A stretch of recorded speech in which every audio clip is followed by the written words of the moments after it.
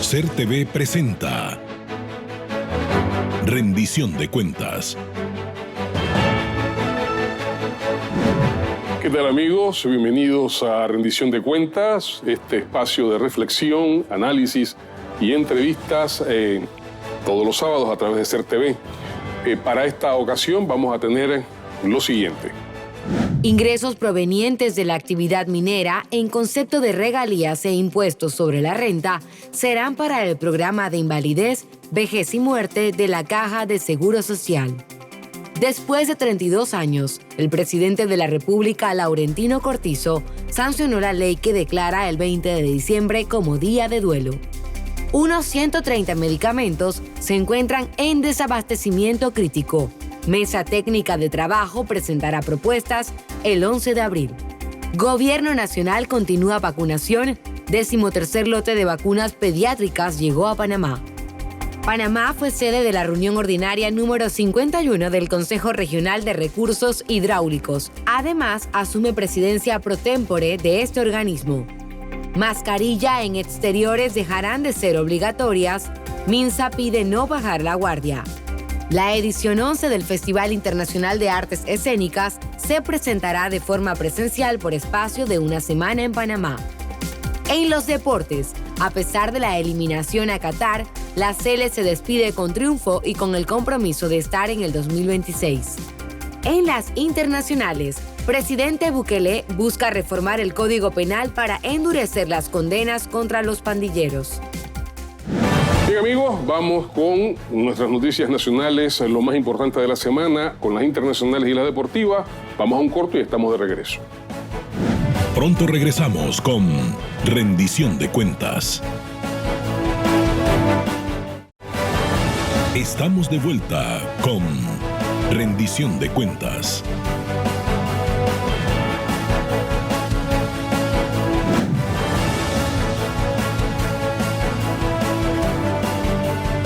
El presidente de la República, Laurentino Cortizo, informó que el 50% de los $375 millones que recibirá el Estado de la empresa minera Panamá en concepto de regalías e impuestos sobre la renta serán para el programa de invalidez, vejez y muerte de la Caja de Seguro Social.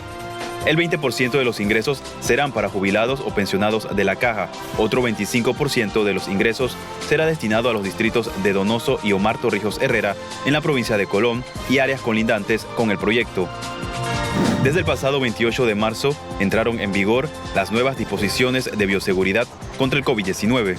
En espacio cerrado debemos utilizarlo, pues lo tengamos allí en una bolsita, en un Ziploc, en un estuche especial, lo utilicemos cuando estemos allí. Si salimos a espacios abiertos, al aire libre, en donde estemos con más de 1 metro de distancia, bueno, las quitamos y podemos estar sin mascarilla. El jefe del Ejecutivo, Laurentino Cortizo, sancionó la ley que declara el 20 de diciembre como Día de Duelo Nacional. Esto tras 32 años de los sucesos de la invasión de los Estados Unidos a Panamá en 1989. La sanción de esta ley era algo que ya nosotros nos habíamos planteado, habíamos discutido. Creo que es una fecha que todos los panameños debemos considerar como motivo de reflexión, no solamente por la importancia de lo que vivimos todos los panameños ese día, sino por la importancia que tiene una fecha que va a quedar en la historia para todos los panameños. El 13º lote de vacunas pediátricas arribó al territorio nacional. A la fecha se han vacunado el 50% de niños entre 5 a 11 años con primeras dosis. El ministro de Obras Públicas, Rafael Sabonge, presentó el cronograma de trabajo de la institución a gremios de la industria marítima, logística y comercial de la provincia de Colón. Este cronograma se extiende desde ahora hasta más o menos el mes de julio de este año.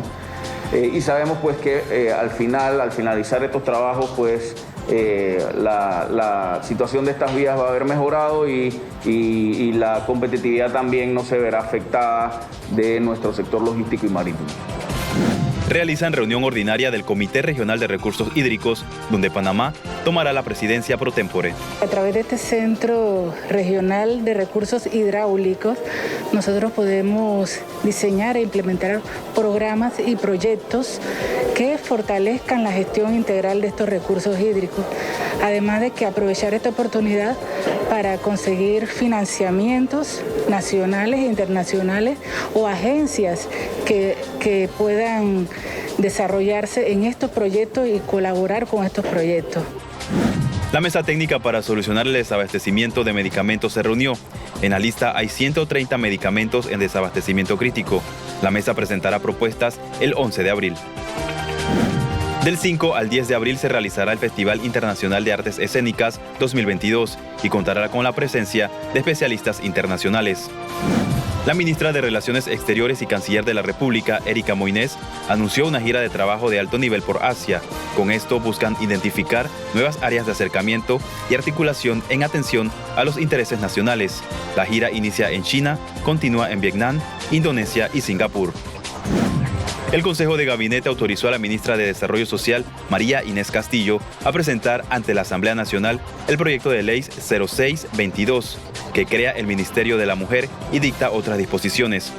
Mientras, el viceministro de Finanzas, Jorge Almengor, explicó que se extiende el plazo por un mes más del alcance de la resolución de gabinete que contempla el subsidio a consumidores de energía eléctrica hasta un monto de 700 kilovatios hora.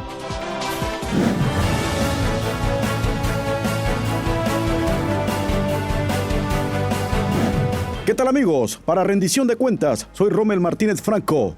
Y después de jornadas de euforia, esperanzas que llegaron a ilusionar a la gran afición de la Marea Roja panameña, la selección de fútbol de Panamá quedó fuera de estar en el Mundial de Qatar al conquistar solo 4 puntos de 9 posibles y ante el cierre espectacular de Costa Rica, que al final nos arrebató el puesto de repechaje.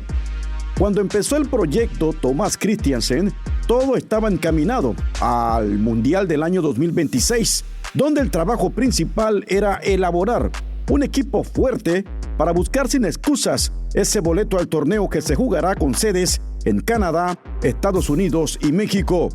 Sin embargo, durante el trayecto de esta eliminatoria, los jugadores asimilaron la filosofía y estrategia del técnico Christiansen, que fue del agrado de todos, ya que la Sele demostró buen toque del balón, dominio de partidos como nunca y lo más importante, llegaron los goles. La ilusión existió. Era evidente que sí se podía lograr, pero la historia, dicen las eliminatorias, no es cómo se inicia, sino cómo se termina. Al final, Canadá, México y Estados Unidos clasificaron de manera directa, mientras que Costa Rica disputará el llamado medio boleto para ir a la máxima cita del fútbol mundial. La eliminación de manera anticipada de nuestra Sele fue un duro golpe. Sin embargo, Panamá derrotó 1-0 al líder de la clasificación, Canadá, en un partido de despedida que significó alegría para la afición en la última jornada de la octagonal. Nos quedamos con la nueva camada de jugadores talentosos de buen pie que significan la esperanza para la cita del 2026. Por otro lado, la continuidad del técnico Thomas Christiansen es probable y el fútbol panameño lo requiere. Para rendición de cuentas, soy Rommel Martínez Franco. Bien, vamos con nuestro análisis internacional de la semana y luego con la interesante entrevista de la que ya le hemos hablado. Pronto volvemos. Pronto regresamos con Rendición de Cuentas. Estamos de vuelta con Rendición de Cuentas.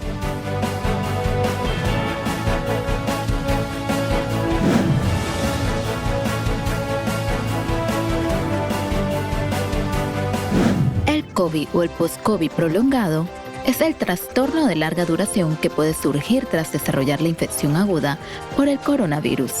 Le afecta a grandes y a niños y hoy se estima que habría hasta 205 síntomas diferentes asociados al post-COVID. Investigadores que están llevando adelante ensayos clínicos para estudiar si los tratamientos para la fase aguda de la infección por el coronavirus también ayudan a prevenir las secuelas e investigan cuáles fármacos serían efectivos. El COVID de larga duración suele definirse como los síntomas de la infección que duran más de 3 meses. Las personas que lo han experimentado viven con una amplia gama de síntomas que van desde los leves hasta los gravemente debilitantes. Los investigadores han propuesto una serie de causas para esta enfermedad, desde reservorios virales persistentes, pasando por la autoinmunidad, hasta pequeños coágulos de sangre. Hasta ahora, lo que sí se puede asegurar que las vacunas son efectivas para prevenir el COVID de larga duración. Las mismas reducen el riesgo de infección por el SARS-CoV-2 y podrían disminuir el riesgo del COVID prolongado después de una infección en alguien que ha sido vacunado. El número de refugiados ucranianos que huyen de la invasión rusa ya superan los 4 millones. Los ucranianos que han huido de su país a causa de la invasión rusa, en su mayoría mujeres, niños y personas mayores, superaron hoy la barrera de los 4 millones, según las estadísticas actualizadas diariamente de la Agencia de Refugiados. La organización predijo, ya en el inicio de la invasión rusa, que se alcanzaría esta cifra, que supone el mayor éxodo en Europa desde el final de la Segunda Guerra Mundial, y que así 1 de cada 10 ucranianos ha dejado su país apenas en un mes. Más de la mitad de esos refugiados llegaron a la vecina Polonia, que acoge a unos 2.3 millones de ucranianos, mientras que alrededor de 600.000 se encuentran en Rumania. La próxima temporada de huracanes, que oficialmente arranca el 1 de junio, podría hacerlo antes de la fecha y además ser más activa de lo habitual. Según proyecciones meteorológicas, la compañía de servicios publicó que después de 2 años seguidos, los expertos anticipan otra temporada especialmente movida. Los pronósticos apuntan que haya entre 16 y 20 tormentas con nombre y 6 a 8 huracanes. Este pronóstico es más alto que el promedio de 30 años de 14 tormentas por año, mientras que la proyección de 6 a 8 huracanes en esta línea con el promedio de 7. Los científicos detectaron que la exposición al ozono puede conducir a sentimientos persistentes de tristeza o desesperanza, dificultad para concentrarse, trastornos del sueño y pensamientos suicidas. Sucesivos estudios no dejan de poner en alerta las múltiples consecuencias que los científicos acumulan en sus investigaciones en torno al cambio climático y la contaminación. Conclusiones exceden las áreas más obvias. De hecho, científicos de la Universidad de Denver han descubierto que la contaminación del aire podría desencadenar depresión en los niños.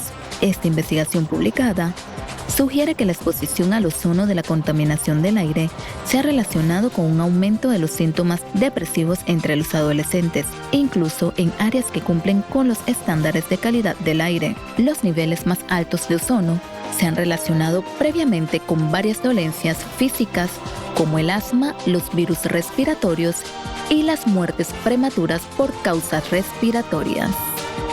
Este ha sido el resumen de Internacionales. Les informó Akis Fonseca Gaviria. Y ahora volvemos con Julio Bermúdez Valdés con más del programa Rendición de Cuentas.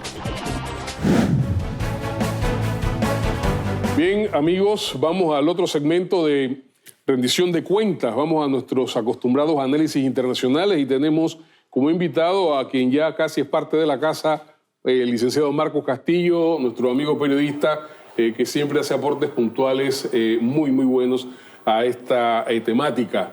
Esta semana la comunidad internacional ha visto con mucha preocupación la situación que se viene dando con las maras en El Salvador, al nivel que el gobierno de Nayib Bukele pidió una especie de estado de excepción, ¿verdad?, para poder detener la acción de estas organizaciones irregulares.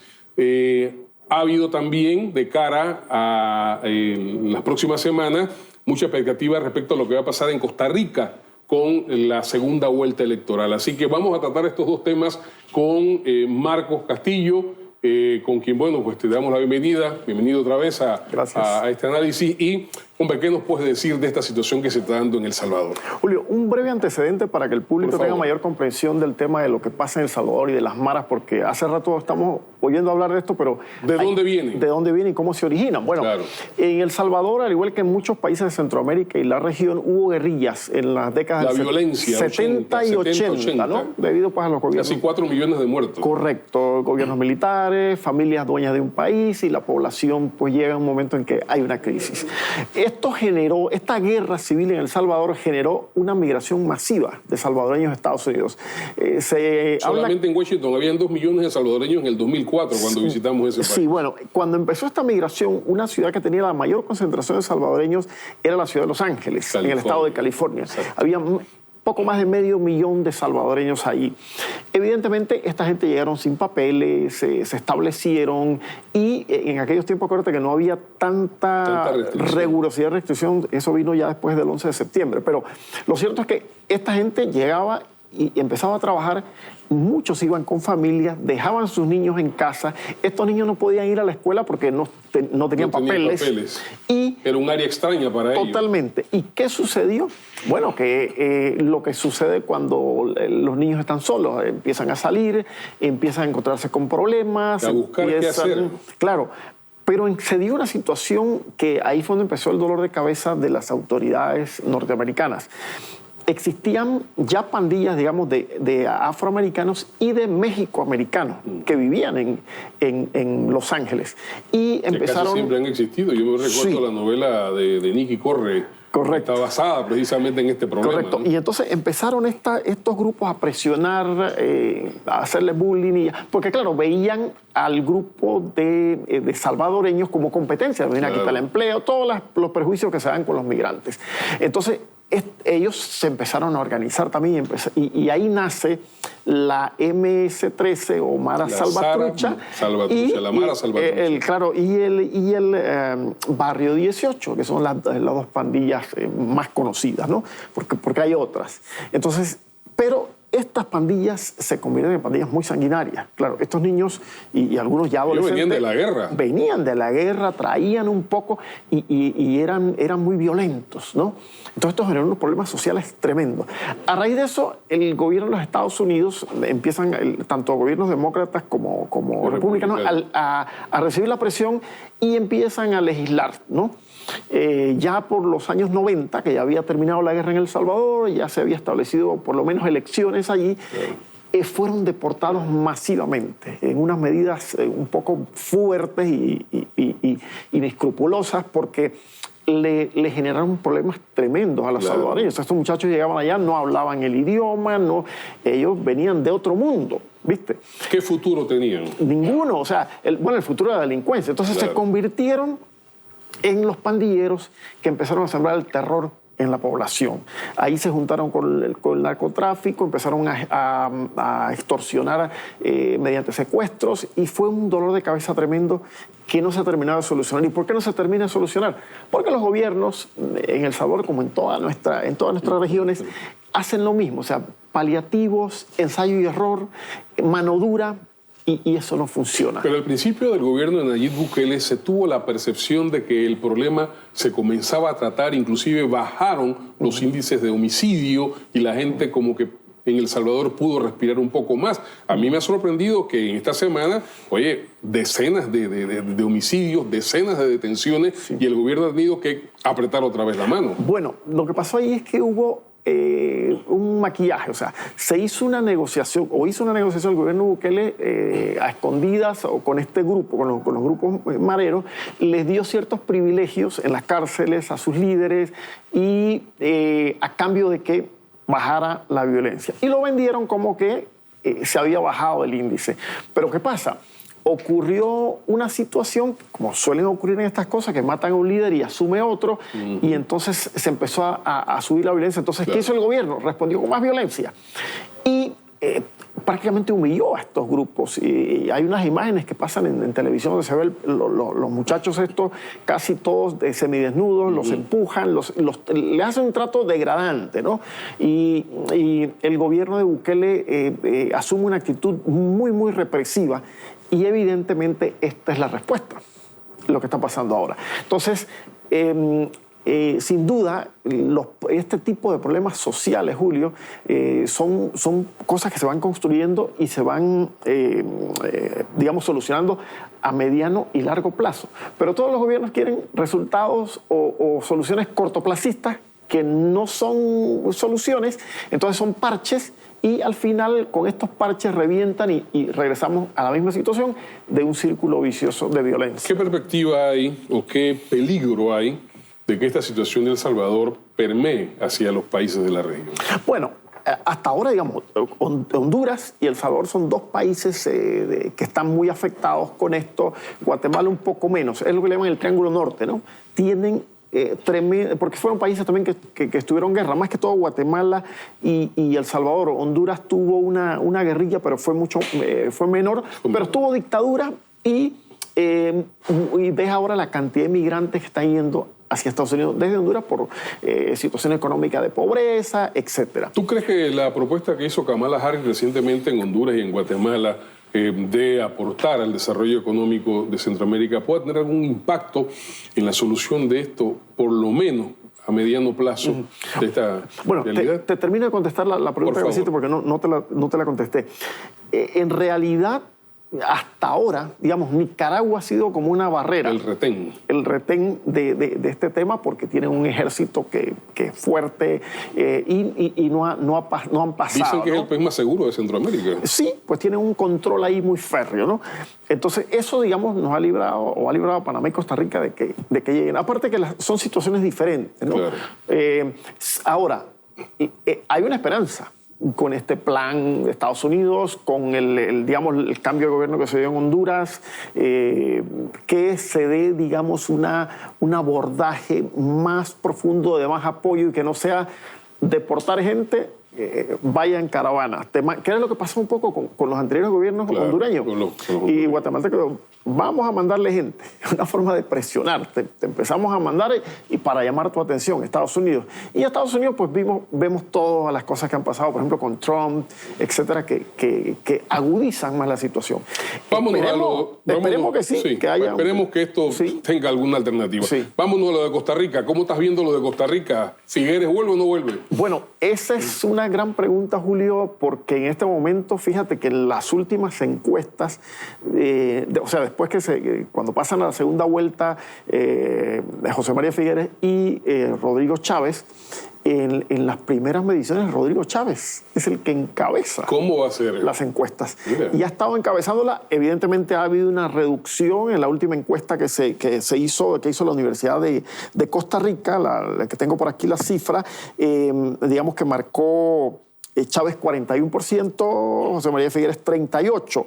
Se habla de algo de margen de error, de un empate técnico. Eso. Pero lo cierto es que Chávez es el que tiene la ventaja. ¿Qué ha pasado y cuál es la explicación que doy yo o que leo, ¿no?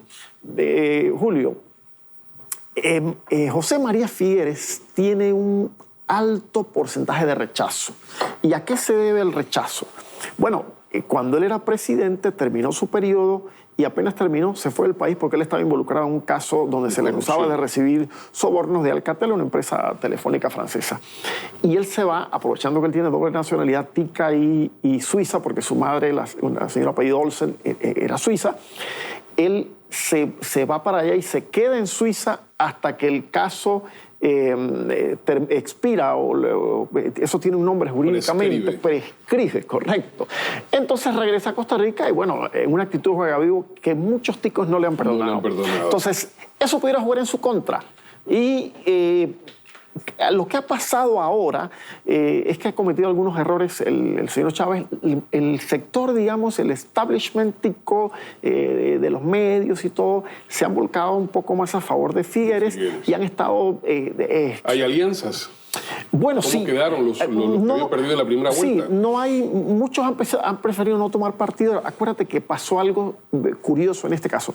Ambos tienen una línea centro-derecha, entonces muy parecida. Son muy matices apenas. Entonces, otros grupos que tenían tal vez otros proyectos no se han sumado. Ambos han estado coqueteando con los grupos religiosos, prometiendo cosas que a su vez les han resultado en contra, porque han recibido la crítica de los grupos progresistas. Pero ese proyecto es un Costa Rica fraccionadísimo. Sí, ahora, yo lo que pienso es que al final, quien sea que gane, pues va a haber estabilidad porque los mercados, que son al final la gente, que las empresas, etcétera, sí sienten como que no hay peligro, que va a haber estabilidad y que bueno, Costa Rica seguirá recibiendo inversiones y no va a haber cambios sustanciales en eso y van a seguir, le damos la receta del FMI o de las IFIs, pero eso puede tener un riesgo si y tendrían que acordarse lo que pasó en Colombia con Duque, que quiso imponer esa receta. Así que depende del manejo que tenga el futuro presidente. Si tú me preguntas, pues un resultado, digamos, que pudiera ser reservado, ¿no? Un pronóstico reservado, con una posibilidad de que digamos, Figueres gane por la maquinaria de su partido, por lo tradicional y por los errores que ha ido teniendo Chávez, o pudiera ser que sea Chávez quien dé la sorpresa y que ese factor de rechazo que tiene Figueres, finalmente la gente le pase la factura. Pero gane quien gane, estoy bajo la percepción de que ese país va a necesitar niveles de unidad o de consenso para poder marchar. Bueno, sí, hay una asamblea, digamos, siempre Liberación tiene un poco más de votos, pero este año, en estas elecciones, hubo algo curioso. Los socialcristianos, que era el otro partido que se disputaba siempre, se alternaba en el poder con el Partido de Liberación Nacional, lanzó una candidata que estuvo punteando en las encuestas, por lo menos disputándose en la encuesta con Figueres, y no logró finalmente ella quedar, pero sacó un número muy importante de votos y tiene una bancada buena. Entonces, creo que hay un equilibrio bastante interesante y quien sea que gane va a tener que negociar. Bueno, vamos a ver cómo queda la segunda vuelta en Costa Rica. Gracias, Marcos, por tu intervención, siempre muy buena. Vamos a un cambio y cuando regresemos les invito a ver una interesante entrevista con la licenciada Ámbar Ruiz, directora general de las zonas francas del Ministerio de Comercio e Industria. Ya volvemos. Pronto regresamos con Rendición de Cuentas. Estamos de vuelta con Rendición de Cuentas.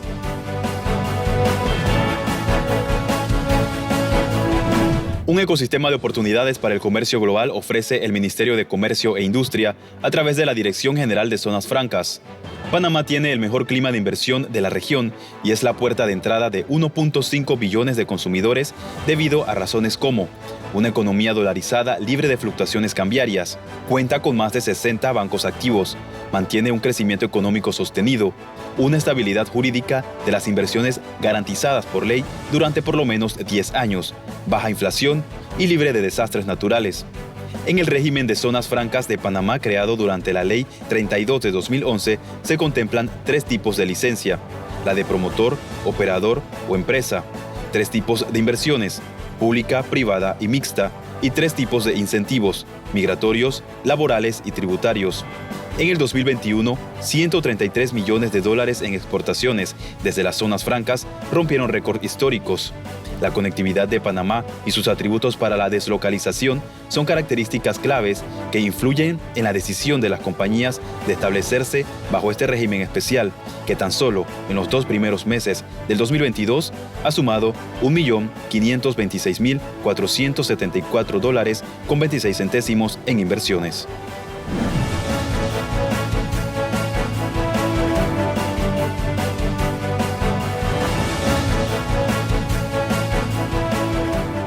Bienvenidos amigos, vamos con la entrevista de esta semana de rendición de cuentas. Desde mediados del siglo XX, Panamá no zona libre, concretamente la de Colón. Este tipo de empresas han tenido algunas variantes ahora en el siglo XXI y que se han convertido en puntales importantes de la economía nacional. Esta tarde tenemos con nosotros a la licenciada Ámbar Ruiz, directora general de Zonas Francas del Ministerio de Comercio e Industrias de Panamá, quien recientemente ha intervenido exitosamente en la última versión de Expocomer 2022 y con quien vamos a conversar sobre este tema tan importante. Ámbar, bienvenida a Rendición de Cuentas, muchas gracias por estar con nosotros y quisiéramos que le explicaras brevemente a nuestra audiencia, hombre, cómo estaba esta situación en 2020 cuando asumiste esta responsabilidad, cuántas zonas francas teníamos, cuántas tenemos ahora y cómo esto está incidiendo en la economía nacional.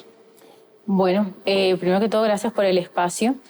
En mayo del 2020 teníamos 14 zonas francas a nivel nacional y era un régimen que tenía procesos sumamente manuales y lentos, al punto de que más o menos tardaba unos 6 meses la aprobación de una licencia de empresa. Esto hacía que el régimen no fuera ni atractivo ni competitivo para la atracción de inversión, tanto extranjera como inversión local. ¿En qué parte del país estaban ubicadas estas zonas francas? Se concentraban básicamente en la provincia de Panamá y Colón. ¿Y ahora dónde las tenemos? Hoy por hoy, pues hemos logrado impactar a nivel nacional. El año pasado, pese a la pandemia, logramos aprobar más zonas francas que en los 10 años de gobiernos anteriores juntos, con una inversión directa de 57.4 millones de dólares y la promesa de generar alrededor de 16.000 puestos de empleo. Entonces, ¿cuántas tenemos ahora y en qué provincias? Ok, ahora tenemos 20 zonas francas a nivel nacional que llegan desde Chiriquí hasta el área de Panamá Este, específicamente en el área de Chepo, pero esta zona franca tiene un impacto directo en la zona sur del Darién, con lo cual podemos decir que el impacto de zona franca se puede sentir en todo el país. Supongo que esto ha sido un atractivo para algunas empresas internacionales, algunas transnacionales.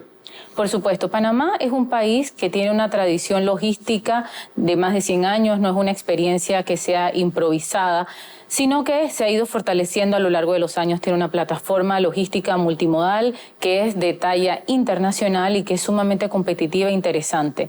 Prueba de ello es que desde las zonas francas se han exportado solamente el año pasado 133 millones de dólares directamente, y esto pues genera encadenamientos productivos de triple vía, es decir, tanto para la contratación de empresas locales, con lo cual lo puede sentir el panameño de a pie inclusive, como para la contratación de empresas extranjeras y también para la contratación entre zonas francas. ¿Y qué impacto ha tenido esto, por ejemplo, en el empleo en Panamá? Bueno, el impacto de las zonas francas es muy interesante, fíjese. El gobierno nacional las está promoviendo porque ningún otro régimen le revierte al Estado entre 2 y 6 dólares por cada dólar de incentivo del cual la empresa se beneficia. Ningún otro permite que se establezca en cualquier parte del país y ningún otro permite que te puedas dedicar a prácticamente cualquier actividad. El impacto es interesante porque las zonas francas invierten mucho en la formación de su mano de obra, creando así empleos estables y empleos mejor remunerados que en el régimen ordinario. Supongo que esto tiene un enorme atractivo para las empresas transnacionales. Así es. Nosotros hemos logrado el año pasado la aprobación de 10 nuevas licencias para empresas establecidas en zonas francas, la ampliación de una más y en general pues hemos logrado, como les decía, esta promesa de generación de empleos. Es muy interesante lo que va a suceder en materia de empleos, puesto que están ahora en boga las llamadas STEM, que son las carreras afines a la ciencia, la tecnología, las ingenierías y las matemáticas, para la cual el gobierno nacional está haciendo alianzas interinstitucionales con entidades tales como el ITSE, que nos ofrece la posibilidad de ofrecer formaciones cortas, de ciclos cortos, y a la vez también el INADE, que nos permite hacer un tipo de capacitaciones informales, pero que de todas formas el mercado actual los necesita. La pandemia dejó en el país un impacto negativo muy hondo, muy profundo. ¿Cómo impacta en la propuesta que el gobierno ha tenido de reestructurar y de reactivar la economía nacional la zona franca que usted dirige? A nivel general, a nivel regional inclusive puedo decir, las zonas francas son un pilar importante de todos los países para su estrategia de reactivación económica, precisamente por esa derrama económica que ellos producen, por esa transferencia de conocimientos, por esa incorporación de nuevas técnicas y modelos productivos que hacen que los países sean más competitivos.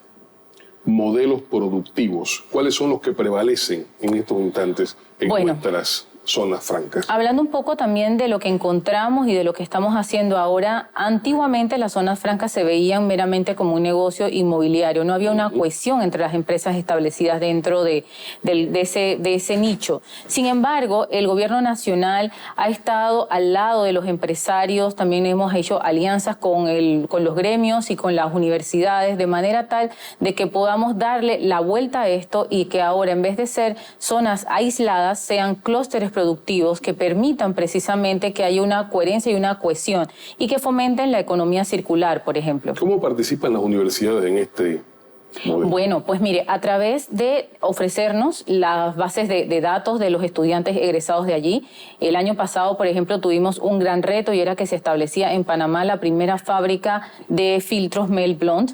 El Mel Blanc es una fibra que se utiliza para hacer las mascarillas de uso quirúrgico. Entonces se estableció eso por primera vez durante todo este periodo, exactamente. Entonces se establecía eso por primera vez en Panamá y el temor del empresario era que no tuviésemos la cantidad de químicos necesarios para poder montar un laboratorio con el nivel de eficiencia y de tecnologías que requería para él exportar hacia los Estados Unidos.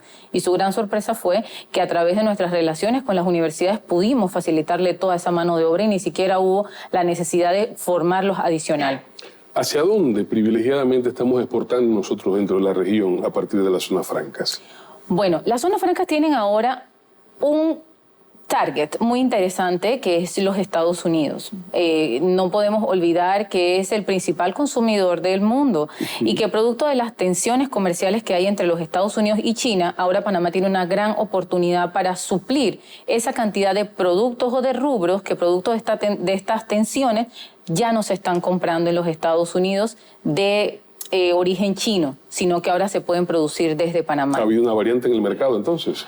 Han habido disrupciones muy interesantes en el mercado a raíz de la pandemia y se están dando otros fenómenos como el nearshoring, el friendshoring, que es como hacer negocios entre amigos, países con los que tengamos buena relación y en ese sentido Panamá también tiene mucho que ofrecer porque tiene 23 tratados de libre comercio que inciden en más de 60 países. Perfecto, maravilloso esto. Pasamos de 14 a 20, ¿cierto? De 2020 a esta... ¿Hay en perspectiva la instalación de nuevas zonas francas? ¿Cuántas nos proponemos dejar de aquí a 2024? Es algo impresionante, la verdad, el crecimiento exponencial que está teniendo el régimen de zonas francas de Panamá y yo pienso que en eso juega un papel muy importante la divulgación que hemos hecho. Nosotros nos hemos puesto también al lado de los empresarios porque nos hemos dado cuenta que la alianza público-privada es la que da realmente frutos dulces en muy corto tiempo. Esperanzas de nuevas zonas francas, por ejemplo, las llamadas e-zones, que son las zonas francas dedicadas al comercio electrónico. El comercio electrónico de aquí al 2028 se cree que va a acaparar el 35% del comercio mundial. Entonces ahí tenemos una gran oportunidad. Ya tenemos ofertas de empresas que se quieren instalar para eso. Por ejemplo, la construcción del 8º cable de fibra óptica también se está haciendo a través de mecanismos. Estamos fortaleciendo la plataforma de servicios del país. Sí, así es. Las zonas francas habían sido vistas siempre como un modelo para movimiento de bienes. Sin embargo, las tendencias del comercio internacional nos llevan a que también tenemos que abrirnos a las llamadas zonas francas de servicio para crear zonas francas de salud, para crear zonas francas que tengan que ver con las nuevas tecnologías, que son las llamadas zonas francas 4.0 y zonas francas de servicios, que pueden agrupar tanto los data centers que producen también mucha transferencia de conocimiento para el país. Como ha dicho, Estados Unidos es un mercado para nosotros. ¿Se están contemplando otros? Bueno, nosotros estamos contemplando el regionalismo. Hay una iniciativa que se llama Back to Americas y que se llama también Made in Americas. Entonces, esta tendencia probablemente se va a lograr consolidar en junio de este año, que va a haber una cumbre en los Estados Unidos y precisamente tiene que ver con que unidos somos más fuertes. Entonces, todos los países de la región nos podemos unir para poder producir, ensamblar o manufacturar de manera tal de que podamos impactar en este mercado. ¿Y se está contemplando una especie de estructura regional permanente o esto es coyuntural? Eso está en discusión. Yo creo que vamos a correr una suerte parecida como la de la Unión Europea en el sentido de que probamos, veremos nuestras experiencias y el tiempo es el que nos dirá. Así como el Tratado de Maastricht o como la industria del carbón, etcétera, etcétera, ¿verdad? Sí. Perfecto. Las proyecciones a largo o mediano plazo.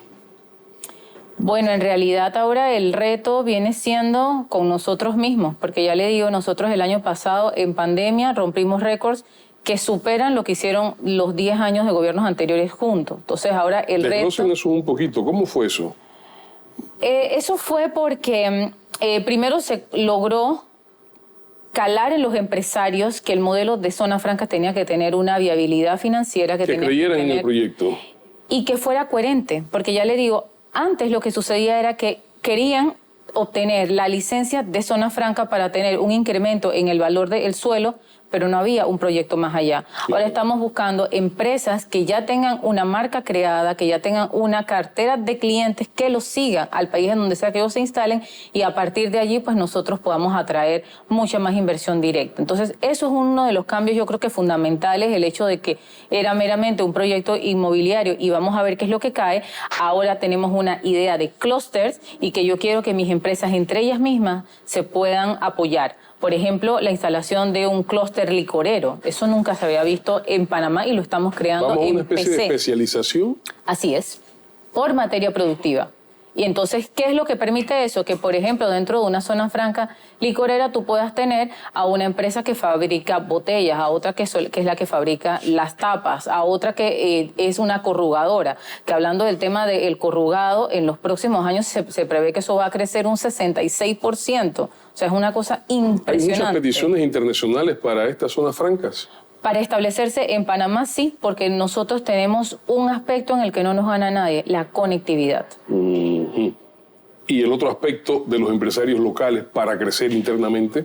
Ese aspecto es súper lindo. A mí me gusta mucho el régimen de zonas francas porque impacta de forma transversal en varias áreas que son de interés para el gobierno nacional, tales como la educación, tales como también luchar contra esa sexta frontera que es la que divide de manera injusta a los ciudadanos al servicio de los cuales estamos. Y las zonas francas, por tradición, se establecen en lugares que son poco o nada atractivos para los empresarios convencionales, con lo cual llevan el desarrollo, porque vamos de un área que era un lote baldío, un monte, luego estamos hablando de urbanismo, estamos hablando de edificios que tienen tendencias de certificaciones de calidad internacional y que ya solamente por esas certificaciones son interesantes para las multinacionales, y estamos hablando de crear empleos cerca de la gente para que la gente no tenga que hacer desplazamientos tan largos. En algún momento de la intervención ha hablado usted de convenio con el ICSE, el Instituto Superior de Estudios.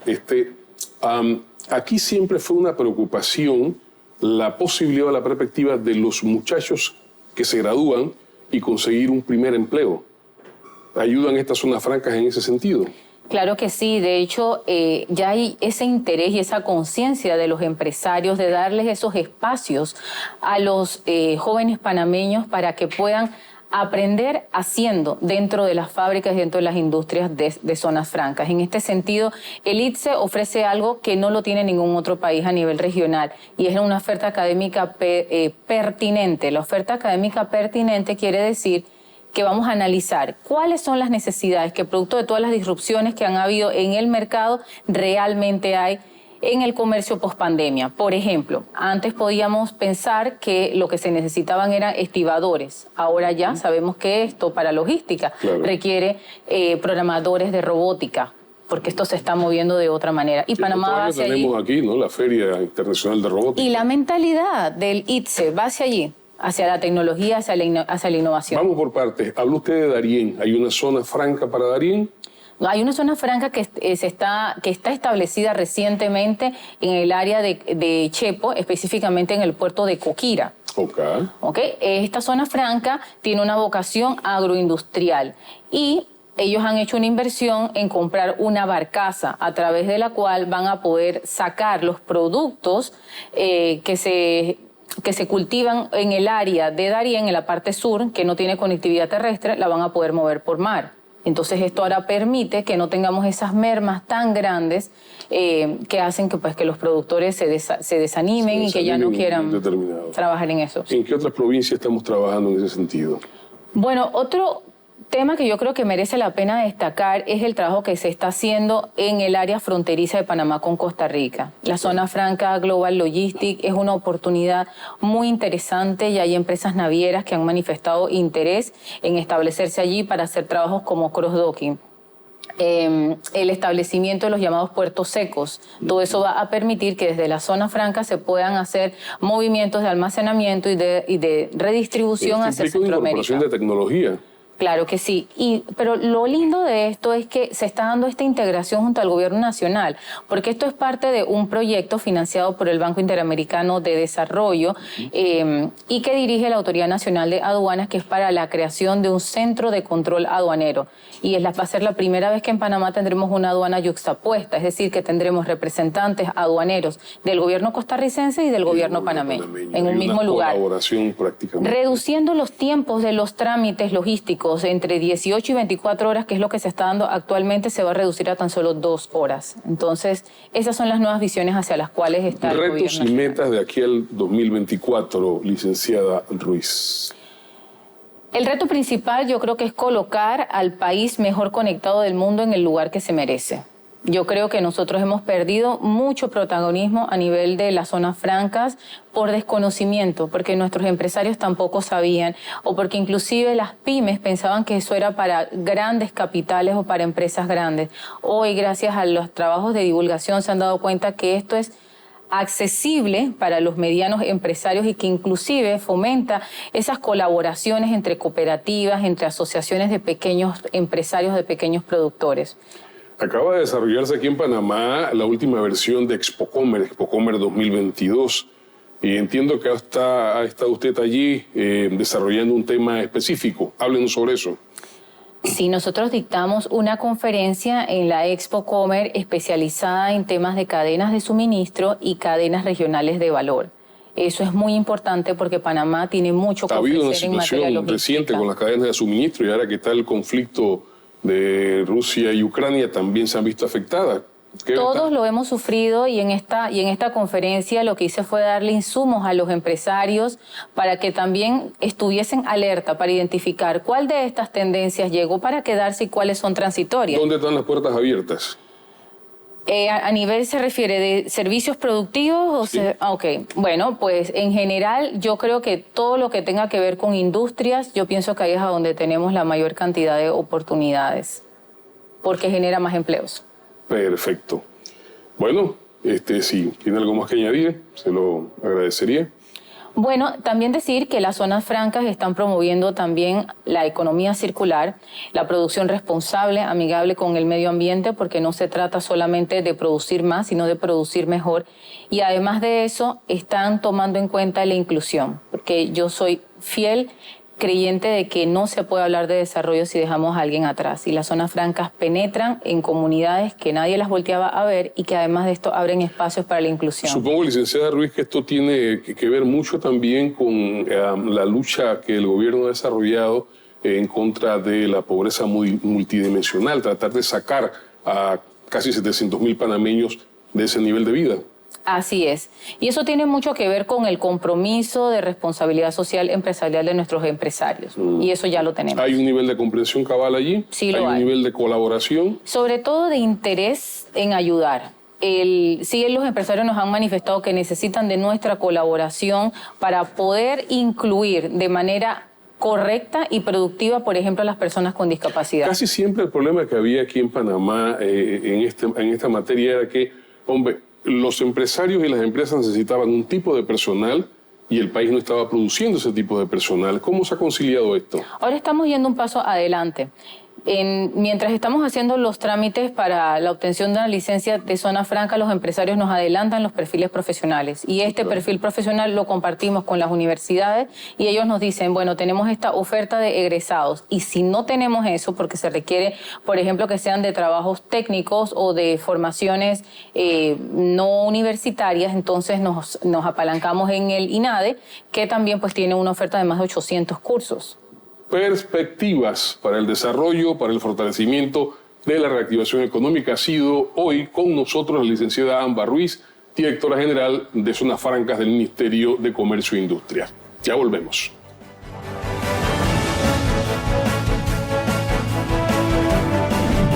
Pronto regresamos con Rendición de Cuentas. Estamos de vuelta con Rendición de Cuentas.